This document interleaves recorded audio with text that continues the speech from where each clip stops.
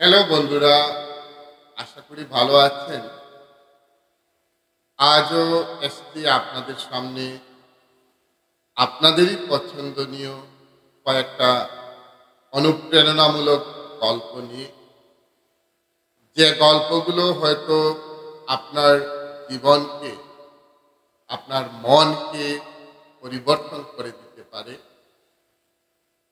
আপনি শুনবেন গল্পগুলো ভালো করে এবং সেটার নীতি কথা বা উপদেশগুলো আপনি নিজে খুঁজে বের করবেন যে গল্পের মধ্যে কি বলা হয়েছে।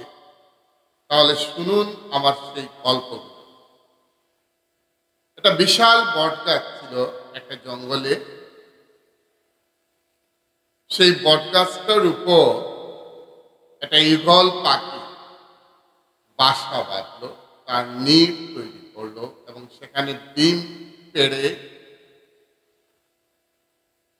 তার বাচ্চা দেওয়ার যে সিস্টেম সেটা সে চালু করলো। ঠিক বটগাছটার নিচে একটা মুরগিও, জঙ্গলের একটা মুরগি, সেও সেখানে ডিম পেড়ে বাচ্চা দেওয়ার জন্য সেখানে ডিমের উপর বসে থাকলো।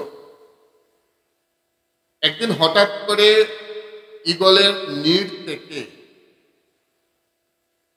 একটা ডিম ফসকে মুরগির নিড়ের মধ্যে এসে পড়ে যায়। অবশ্য ডিমটা ভাঙে না। তারপরে মুরগি সেই ডিমের মধ্যে বসে বসে যখন বাচ্চা হলো, ঈগলের বাচ্চাটাও মুরগির বাচ্চার সাথে হয়ে গেল। সেখান থেকে ওই ঈগলের বাচ্চাটা মুরগির সাথেই থাকে। এটা স্বাভাবিক, আমরা দেখেছি গ্রামের মধ্যে অনেকটাই হাঁসের বাচ্চা মুরগির মধ্যে থাকতে দেখেছি, মুরগির সাথে হাঁসের বাচ্চাগুলো থাকে। তো ঠিক তদ্রুপভাবে ঈগলের সেই বাচ্চাটা মুরগির অন্যান্য বাচ্চাদের সাথেই থাকতো। মুরগির আচরণ যেরকম, ঈগলের বাচ্চাটা ঠিক সেরকম আচরণ করত। মুরগি যেভাবে মাটি খুঁড়ে সেখান থেকে কিছু খেত, ঈগলের বাচ্চাটা ঠিক সেভাবে করত। মুরগি যেভাবে একটু উঠতে পারত, ঠিক তদ্রুপভাবে ঈগলের বাচ্চাটাও একটু উঠতো, বেশি উঠতে পারতো না। অর্থাৎ মুরগির সমস্ত ক্যারেক্টার, তার চরিত্রগুলো ঈগলের বাচ্চার মধ্যে ঢুকে গেল, পুরোপুরি ঢুকে গেল ঈগলের বাচ্চার মধ্যে। মুরগির সমস্ত চরিত্রের গুণাবলীগুলো ঈগলের বাচ্চার মধ্যে ঢুকল। একদিন সেই ঈগলের বাচ্চাটা দেখলো আকাশে প্রচুর উঁচুতে একটা ঈগল পাখি উঠছে। সে তার মা অর্থাৎ মুরগিকে জিজ্ঞাসা করলো যে, মা, ওই যে উপরে পাখিটা উঠছে সেটা কে, সেটার নাম কি? মুরগি বলল, ওটা ঈগল পাখি। তখন বাচ্চাটা তার মাকে বলল, মা, আমি এত উপরে উঠতে পারি না কেন? তখন মুরগি বলল, তুমি মুরগি, তুমি যতটুকু উঠছো ততটুকুই উড়বে, এর উপরে আর তুমি উঠতে পারবে না। ঈগলের বাচ্চাও মায়ের কথা শুনে এভাবেই চলতে থাকলো মুরগির মতো, এবং শেষ পর্যন্ত সে এভাবে মুরগির মতো চলে মারাও গেল। কি বুঝলাম বন্ধুরা সেখান থেকে? তোমার শক্তি কি আছে, তোমার পাওয়ার, তোমার ক্ষমতা কতটুকু আছে, সেটা তুমি নিজেও বুঝতে পারছো না। তুমি কোনো কাজ করতে গেলে কিছু সংখ্যক মানুষ তোমাকে আটকাচ্ছে যে তুমি পারবে না, তোমার দ্বারা সেটা হবে না, তুমি করতে পারবে না, তোমার করার ক্ষমতা নেই। আর তারপরে তুমি করছো কি? তুমিও কাজ বাদ দিয়ে তুমিও বসে আছো। এটা ভুল ধারণা। তুমি পারবে, তুমি সব কিছু পারবে। তোমার করার মতো ক্ষমতা, কাজ করার মতো ক্ষমতা তোমার মধ্যে রয়েছে। যেমন করে সে ঈগলের বাচ্চাটার মধ্যে রয়েছিল, ঠিক তদ্রুপভাবে তোমার মধ্যেও আছে। শুধু তোমার সাহস, শুধু তোমার অধ্যাবসায়, শুধু তোমার একাগ্রতা, মনোযোগ, এগুলো কাজে লাগাও, আর কাজ করতে থাকো, কারো কোনো বাধায় আটকা পড়বে না। দেখবে তুমি কাজে সফলতা অর্জন একদিন করবেই, কেউ তোমাকে আটকাতে পারবে না। আর যদি মুরগির ছানার সাথে সেই ঈগলের যে ছানাটা ছিল আর তার মায়ের কথা শুনে, অর্থাৎ মুরগির কথা শুনে তুমি যদি বসে থাকো, তাহলে তুমি কিচ্ছু করতে পারবে না। যেমন করে ঈগলের বাচ্চাটা মাটিতে হাঁটতে হাঁটতে তার জীবন শেষ করে দিল, আকাশে উড়ারও চেষ্টা করলো না, তুমিও ঠিক তদ্রূপভাবে কাজ না করে এমনিতেই বসে থেকে থেকে তোমার জীবন শেষ করে দেবে। তোমার দ্বারা আর কোনো মহৎ কাজ, বড় কাজ তুমি করতে সাহস পাবে না। আরেকটা গল্প আমি বলি, একটা কাকড়ার গল্প। একবার একটা কাকড়া সমুদ্রের তীরে হেঁটে হেঁটে ধীরে ধীরে হেঁটে হেঁটে সে তার গর্তের মধ্যে যাওয়ার জন্য রওনা দিল। তো সমুদ্রের তীরে বালুচর থাকে, সেটা জানো তোমরা বন্ধুরা। তো সে হাঁটছে, আবার পিছন দিকে তাকাচ্ছে যে তার হাঁটার চিহ্নগুলো দেখতো কিরকম লাগে। তারপরে আবার হাঁটে, আবার একটু পিছন দিকে এসে সেই নকশাগুলো দেখে আর মনে মনে খুব আনন্দ করে যে আমার হাঁটার চিহ্নগুলো খুব সুন্দর, আমি যেভাবে হেঁটেছি যে চিহ্নগুলো পড়েছে, পদ চিহ্নগুলো, সেগুলো দেখতে কি সুন্দর, সে সেটা পাবে। হঠাৎ করে সমুদ্রের একটা ঢেউ এলো আর সমস্ত চিহ্নগুলো ছিন্ন বিচ্ছিন্ন একেবারে নিশ্চিহ্ন করে দিল। কাকড়াটা তখন খুব রেগে গেল সেই ঢেউয়ের উপর। সে বলল, তুমি তো আমার বন্ধু, আমি তোমাকে বন্ধু মনে করি। হে সমুদ্রের ঢেউ, আমি তো তোমাকে বন্ধু মনে করি, খুব আপন মনে করি, তুমি আমার এত বড় সর্বনাশ করলে কেন? আমি এত সুন্দর করে নকশা আঁকছি, হেঁটে হেঁটে পদচিহ্নগুলো রেখে আমি দেখছি কি সুন্দর আমার পদচিহ্নগুলো, আমি এত সুন্দর করে হেঁটে হেঁটে সেই চিহ্নগুলো রেখে যাচ্ছি, আর তুমি তোমার ঢেউ দিয়ে আমার সমস্ত চিহ্নগুলো মিছে দিলে, আমার এত সময়ের কাজ তুমি নষ্ট করে দিলে, তুমি তো ঠিক করোনি, তুমি আমার তো প্রকৃত বন্ধু হতে পারো না। তখন সমুদ্রের ঢেউ কি বলেছিল বন্ধুরা শুনবে?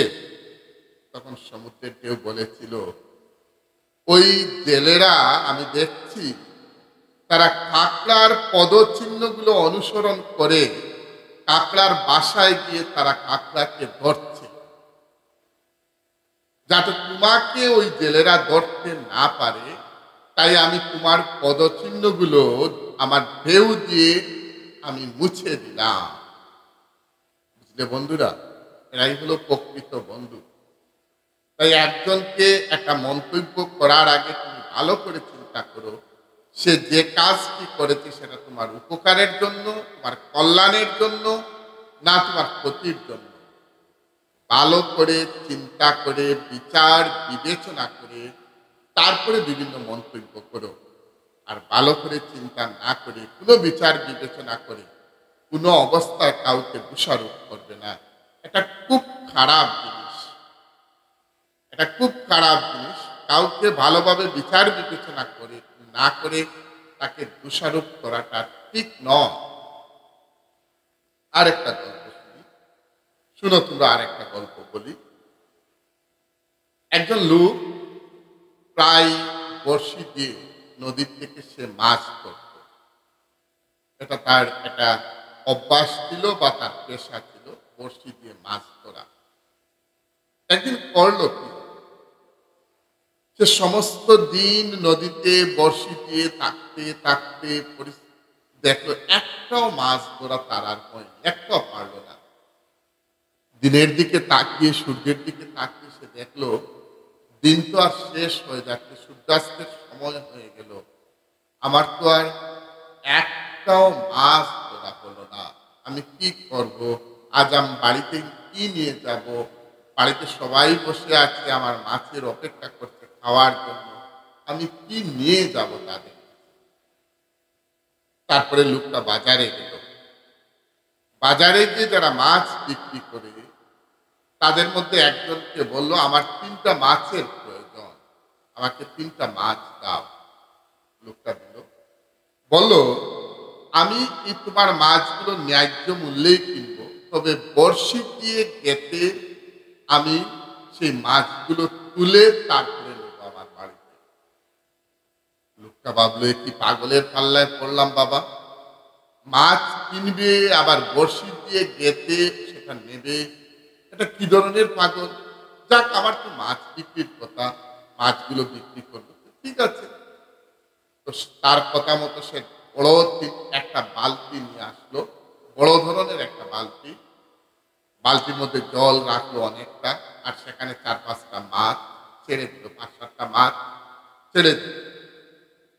লোকটা যে বড়শি নিয়ে তার নদীতে ছিল মাছ ধরতে, সেই বড়শিটা সে বালতির মধ্যে দিল এবং বালতি থেকে 3টা মাছ তার বড়শিতে একটা একটা করে প্রথমে একটা তুললো, বড়শি দিয়ে রাখলো সেটা, তারপরে আরেকটা তুললো বড়শি দিয়ে, সেটাও রাখলো, এরপরে আরেকটা তুললো। এরকম 3টা মাছ বড়শি দিয়ে সে ধরে বালতি থেকে উঠালো।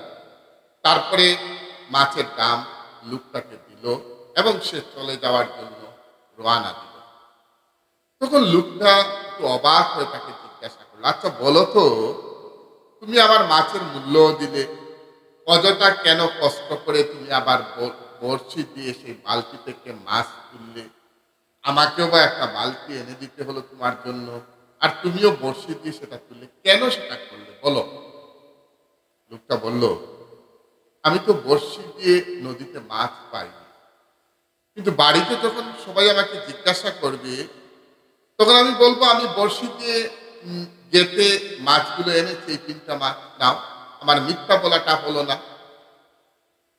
আমার মিথ্যা বলাটা হলো না। তাছাড়া আমিও একটা আনন্দ পেলাম, অন্তত আমি বড়শি মেরে আমি 3টা মাছ আনতে পেরেছি, যাতে করে আমি নিরুৎসাহিত হব না, আমি কাল ওটার থেকে আরো অনুপ্রেরণা নিয়ে আবার আমি বড়শি ধরতে যাব সেই নদীতে। বন্ধুরা, একটা কাজে ব্যর্থ হলে তোমাকে হবে না, ব্যর্থতাই হলো সফলতার প্রথম সোপান। তুমি ব্যর্থ হয়েছ বলে পিছন দিকে ফিরে গেলে হবে না, এই ব্যর্থতা থেকেই তোমাকে শিখতে হবে সামনের দিকে এগোবার। ব্যর্থতা হলো একটা স্টেপ, সফলতার একটা স্টেপ। তাই তুমি সফল হবে, সফল হওয়ার আগে বারবার ব্যর্থ হবে, তারপরে তুমি সফল হবে। ব্যর্থ না হয়ে সফল হওয়া যায় না। আর ব্যর্থ হয়ে তুমি যদি ঘরে বসে থাকো, তোমার কাজ কখনো হবে না। আরেকটা গল্প বলি। একজন কৃষকের 3টা যুবতী মেয়ে ছিল, উপযুক্ত, বিয়ে হয়নি। তো সেই গ্রামের একজন যুবক, সচ্ছল যুবক, কৃষককে বলল, আপনার একজন মেয়েকে আমি বিয়ে করব। প্রস্তাব দিল, বিয়ের প্রস্তাব কৃষককে। কৃষক বললেন, ঠিক আছে, আমি মানব, তো আমার একটা শর্ত আছে, তুমি যদি সেই শর্ত পূরণ করতে পারো, তাহলে আমি আমার একটা মেয়ে তোমার সাথে বিয়ে দেব। লোকটি বলল, কি শর্ত বলুন? কৃষক বলল যে, আমি 3টা ষাঁড় মাঠের মধ্যে ছেড়ে দেব, তুমি যদি একটাও ষাঁড়ের লেজে ধরতে পারো, তাহলে আমি তোমাকে আমার মেয়ে দিয়ে দেব। যুবকটি বলে, এটা তো একেবারে সহজ কাজ, একটা ষাঁড়ের লেজে তাকে আটকে ধরা, এটা তো এমন কোনো কঠিন ব্যাপার নয়। বললো, ঠিক আছে, আমি পারবো। সে মাঠের মধ্যে গিয়ে দাঁড়ালো। লোকটা একটা ষাঁড় প্রথমে ছেড়ে দিল। যুবকটি ওই ষাঁড়টাকে দেখে, এত বিশাল আকারের ষাঁড় ছিল, সেটাকে দেখে সে ভয়ে সরে গেল, লেজে আর ধরতে চেষ্টা করলো না, লেজে ধরার চেষ্টাই না করে সে সরে গেল। মনে মনে ভাবলো, আরো তো 2টো ষাঁড় রয়েছে, একটা তো ধরলেই হবে। 2 নম্বরটা যখন দেওয়া হলো, ঠিক একইভাবে সেটাকেও ধরতে পারলো না। বললো, যাক, 3 নম্বরটা অন্তত তো ধরবো। 3 নম্বরটা ষাঁড় যেটা ছিল, সেটা ছোট ছিল, একেবারে ধরার উপযুক্ত ছিল। যুবকটি দেখে বললো, যাক, তোমাকে তো ধরতে পারবো, আর কৃষকের মেয়েকেও আমি বিয়ে করতে পারবো। তারপরে সে ওই ষাঁড়টা যখন কৃষক ছেড়ে দিলেন, তখন যুবক ধরতে চাইলো, কিন্তু দেখলো ষাঁড়টার লেজ পর্যন্ত নেই। তারপরে যুবক শুধু ভাবলো যে আমি প্রথম দুটো ষাঁড় ছেড়ে দিলাম, কেন ধরার চেষ্টাই করলাম না। অর্থাৎ শিক্ষার্থীরা, আমার বন্ধুরা, যারা শুনছেন আমার কথাগুলো, আমার ভিউয়ার্সরা, আপনি কাজ প্রথমেই করে ফেলবেন। কাজ করতে গিয়ে অপেক্ষা করবেন না। আপনি প্রথমেই যদি করেন, কাজে সফলতা আসবে। অপেক্ষা করলে আপনার কাজে সফলতা আসবে না। তাই কাজের কোনো অবস্থায় দেরি করা ঠিক নয়। আর একটা গল্প বলেই আজকে আমি এখানে শেষ করব। একটা ট্রেনে একজন বাবা তার 18 বছরের একটা ছেলে নিয়ে যাচ্ছেন।